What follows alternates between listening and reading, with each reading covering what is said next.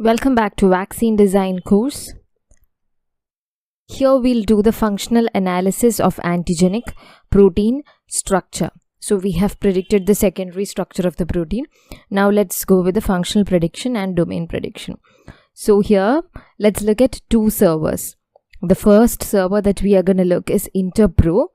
So either you can go to this particular link or Google Interpro. So search for Interpro and go with the first result. Okay. So now Interpro it provides analysis of proteins by classifying them into families, and they predict domains and other important sites. Okay. That's what it does. If you want to know about it, you can read this. And let's say if you want to cite this particular server, you can copy this thing, okay, this particular page or this particular link. Now when you scroll down, you can see here, either you can search by sequence, search by text, search by domain, architecture. So here what we have is the sequence, right? So search by sequence. Now what you need to do is you need to copy the sequence in FASTA format. So copy this particular sequence, copy, and then paste it here. Control V. Okay. So it says it's a valid sequence. So you can go forward with this. So make sure that the term valid sequence is written on the right hand side. Okay. Then click search. Okay. After getting the result, click on the heading. Okay. So I'm going to click on the heading, and then you can see here the length of amino acid and then its domains. Okay. So more the number of domains, more functional the protein is. Here, this particular protein, we can say it's not that functional because it's less the number of domains. But if you get more number of domains, it means the protein is functional. Okay. So this is how you need to do for the Interpro software. Now the another server is PFAM Embl EBI. Okay. So it's done to provide a complete and accurate classification of protein families and domains. So let's go to this particular site. Let's search for PFAM EMBL EBI.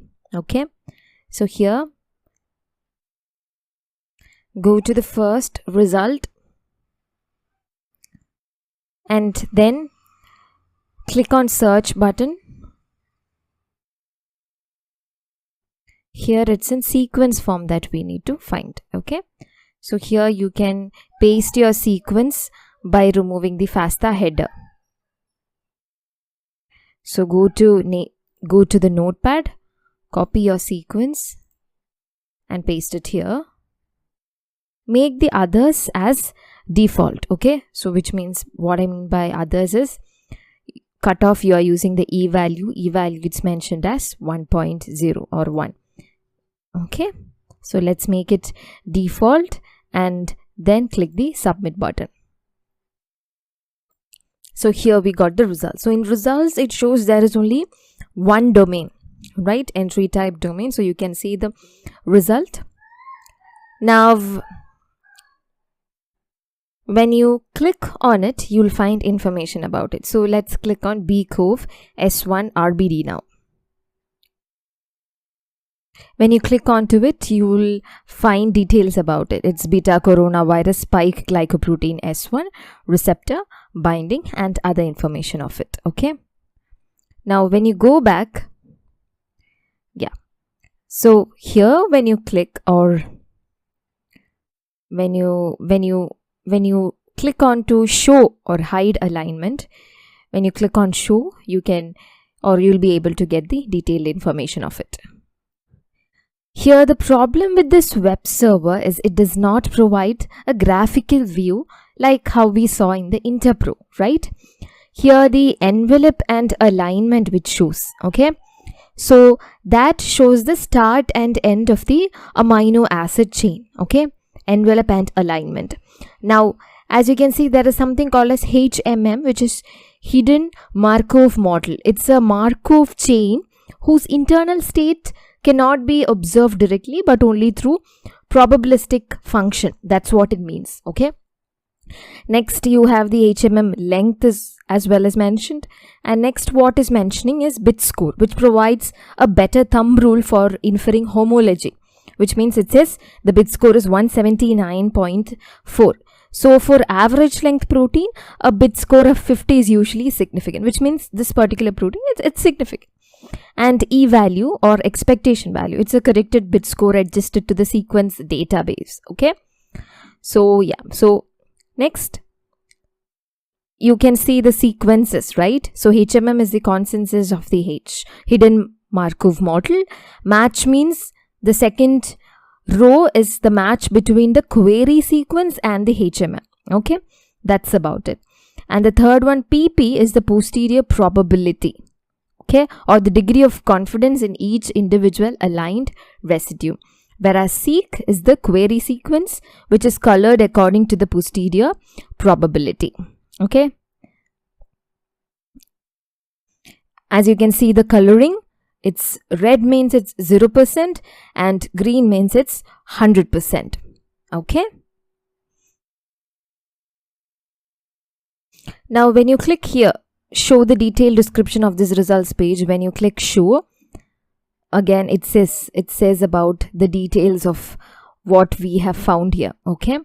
So the PFAM graphic below shows only the significant matches to your sequence, okay. If you click on any domains, it will take you to the page of information about that particular domain. So here there is only one domain, okay. So yes, so these are the information of it. So as we already know, with this particular Interpro server, there is one domain. And even here we know that we have obtained that there is one domain, okay. So which means we have got similar results, but here, as I've mentioned, there is no graphical view of it here. Now let's look at the color coding. It means green, right? So it means it's 100%. So if it's 0 or red, it means there is 0 to 5% of posterior probability, okay, or the degree of confidence in each individual aligned residue. 1 means there is 5 to 15%, whereas 95 to 100%, that's what our result says, okay. It means that is the asterisk symbol which is seen in the third row of PP means there is 95 to 100% of posterior probability, okay, which means one domain and it's pretty good. It's okay. So this is how you need to interpret the result. So these are the two servers which you can do to predict the functional properties and also to predict the domain of it, okay. So that's about it. We looked for two servers, Interpro and PFAM, and now we try to interpret the results. Thank you.